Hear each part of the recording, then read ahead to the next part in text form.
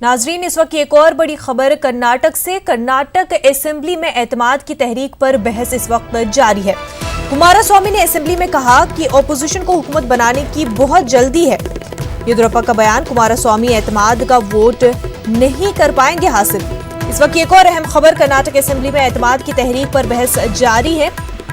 कुमारस्वामी ने असेंबली में कहा कि ओपोजिशन को हुकूमत बनाने की बहुत जल्दी है। साथ ही येदियुरप्पा ने कहा कुमारस्वामी एतमाद का वोट हासिल नहीं कर पाएंगे। नाज़रीन, कर्नाटक असेंबली में एतमाद की तहरीक पर बहस जारी है। कर्नाटक का सियासी बहरान लगातार जारी है और आज शायद उस पर रोक लग सके। कुमारस्वामी ने असेंबली में कहा कि ओपोजिशन को हुकूमत बनाने की काफी जल्दी है। येदियुरप्पा ने कहा कि कुमारस्वामी एतमाद का वोट हासिल नहीं कर पाएंगे।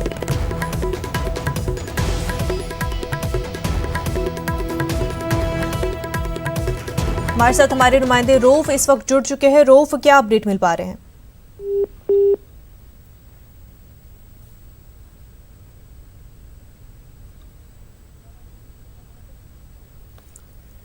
नाज़रीन, आपको बता दें कि कर्नाटक का सियासी बहरान जारी है और आज कर्नाटक असेंबली में एतमाद की तहरीक पर बहस जारी है। कुमारस्वामी ने असेंबली में कहा कि ओपोजिशन को हुकूमत बनाने की बहुत जल्दी है, तो येदियुरप्पा ने कहा कि कुमारस्वामी एतमाद का वोट हासिल नहीं कर पाएंगे।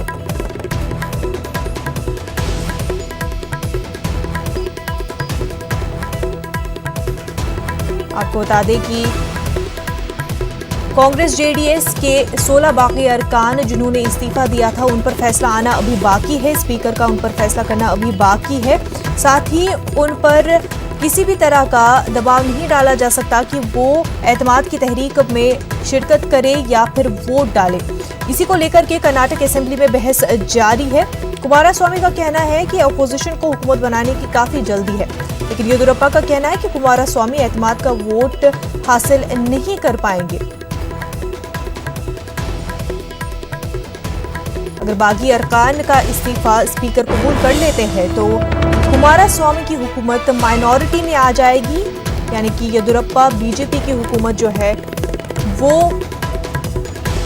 हुकूमत बना सकती है। फिलहाल कर्नाटक असेंबली में बहस जारी है। एतमाद तहरीक पर बहस जारी है।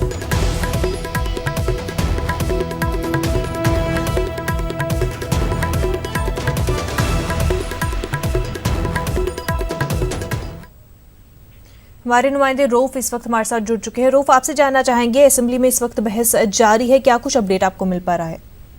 जी देखिए, अभी जिस तरीके से कुछ ही देर पहले काफी हंगामा हुआ, जो ही असेंबली सेशन का इजलास शुरू हुआ तो बीजेपी ने ये डिमांड किया कि फौरन जो है वजीर आला जो है अक्सरियत साबित करें, और इस ताल्लुक से जो है बीजेपी ने दबाव डालने की कोशिश की। तो दूसरी जानिब जो है इस पूरे बहस और मुबाहिस में स्पीकर ने मुदाखलत करते हुए ये कहा कि वो आज ही कोई फैसला सुनाएंगे, लेकिन इससे पहले अक्सरियत साबित करने से पहले बहस होना जरूरी है।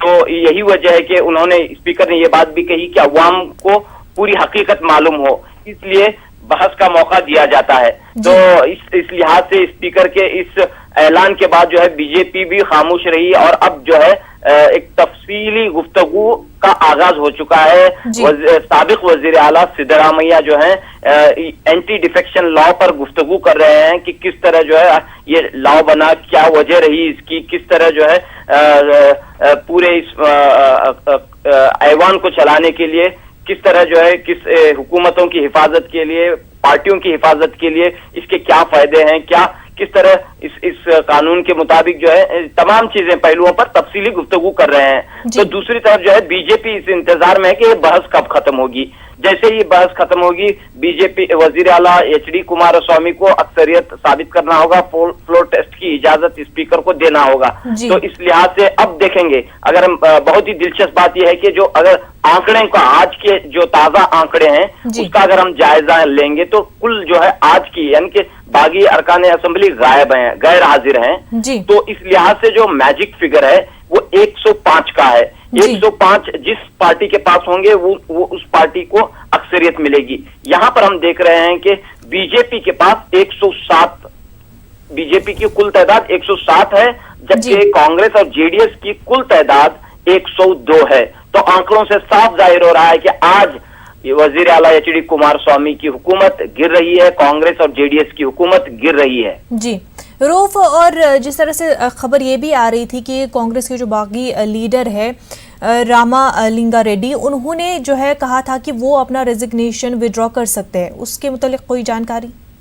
जी देखिए, रामलिंगा रेड्डी ने जो है आखिरी मरहले में अपना इस्तीफा वापस ले लिया है और उन्होंने कांग्रेस और जेडीएस की तायद का ऐलान किया है, लेकिन 1 या 2 एमएलए की तायद से कोई फर्क पड़ने वाला नहीं। जबकि जो बागी एमएलए जो गैर हाजिर हैं, अगर उनकी जानिब से कोई तायद का हुक्म होता, तायद का ऐलान होता, तो कांग्रेस और जेडीएस के लिए राहत की बात होती, लेकिन अब ऐसा नजर नहीं आ रहा है। जी रऊफ, और साथ में ही कुमारस्वामी ने यह भी कहा था, स्पीकर से उन्होंने कहा था कि विप जारी करने का उनके पास अधिकार होना चाहिए, जबकि सुप्रीम कोर्ट ने कहा कि विप जारी नहीं कर सकते हैं कुमारस्वामी, लेकिन बावजूद उन्होंने कहा कि विप जारी करने का उनके पास अधिकार होना चाहिए और वरना तो ये जो उनके पास अधिकार है उनके खिलाफ वर्जी होती है। बावजूद उसके उन्होंने कोशिश की थी कि वो विप जारी करे और जो बागी अरकान है उनको या तो बुलाए और अगर वो नहीं आते हैं तो उनके खिलाफ पार्टी जो है वो कार्रवाई करे। जी बिल्कुल भी, ये बात जो है पार्टियों को इख्तियार होता है कि वो व्हिप जारी करें और तमाम इस बात को यकीनी बनाएं कि पार्टी के तमाम एमएलएस ऐवान में मौजूद रहें। लेकिन अब जबकि सुप्रीम कोर्ट का ये फैसला आया है कि किसी भी एमएलएस पर दबाव नहीं बनाया जा सकता, तो इस वजह से जो है ये चीज़ जो है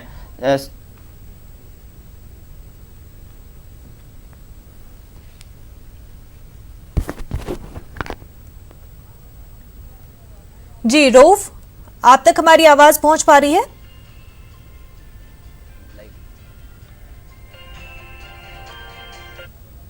रऊफ, आप तक हमारी आवाज पहुंच पा रही है? जी बिल्कुल बिल्कुल बिल्कुल। जी, आप अपनी बात मुकम्मल कर लें।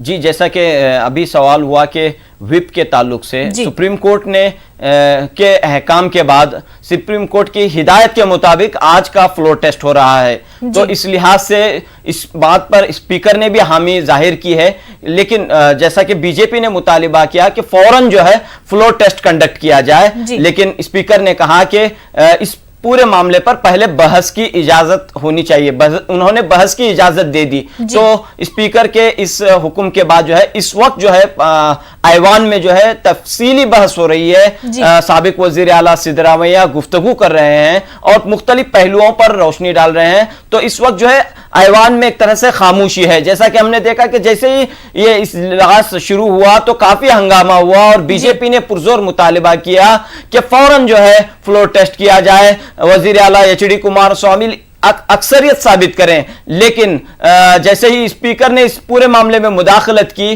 स्पीकर ने यह बात वाज़ह कही कि अवाम को पता लगे कि ये क्या है, पूरा मामला क्या है, किसके दिल में क्या है, ये अवाम के सामने आना चाहिए, इसीलिए बहस जरूरी है। स्पीकर ने ये भी बीजेपी वालों को भी ये इत्मीनान कराया कि आज ही कोई मैं फैसला लूंगा, आज ही इजाजत दी जाएगी, लेकिन इससे पहले जो है बहस होनी चाहिए। तो स्पीकर की इस मुदाखलत के बाद बीजेपी खामोश है और बरसरे इक़्तिदार पार्टियां कांग्रेस और जेडीएस के अहम लीडरान जो है गुफ्तगू करेंगे और लगता है कि शाम तक गुफ्तगू का सिलसिला जारी रहेगा, क्योंकि दोपहर में जो है खाने का वक्फा होगा और उसके बाद जो है वजीर आला गुफ्तगू करेंगे। वजीर आला भी जाहिर से बात है कि लंबी तकरीर करेंगे और इसके बाद जो है कोई फैसला ऐलान करेंगे।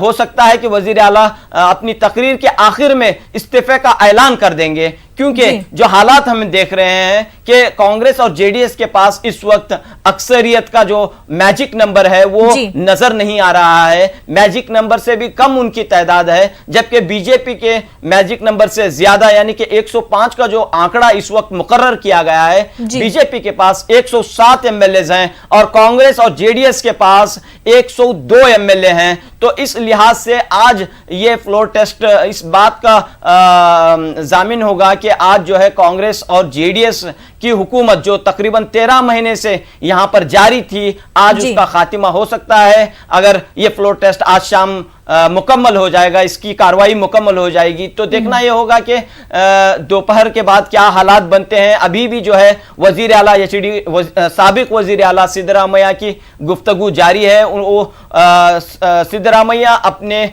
इस गुफ्तगू के दौरान एंटी डिफेक्शन लॉ की तारीख पर रोशनी डाल रहे हैं, किस तरह कानून बना, इसके क्या मकासद हैं, किस तरह पार्टियों को जो है इससे फायदा होता है। ये तमाम पहलुओं पर बहरहाल गुफ्तगू हो रही है, एक लंबी बहस होगी और इसके बाद देखना यह होगा कि क्या वजीर आला एचडी कुमारस्वामी खुद ही इस्तीफे का ऐलान करते हैं या फिर अक्सरियत साबित करने के लिए तहरीक पेश करते हैं। जी रऊफ, बेहद शुक्रिया तमाम तर तफसीलात के लिए।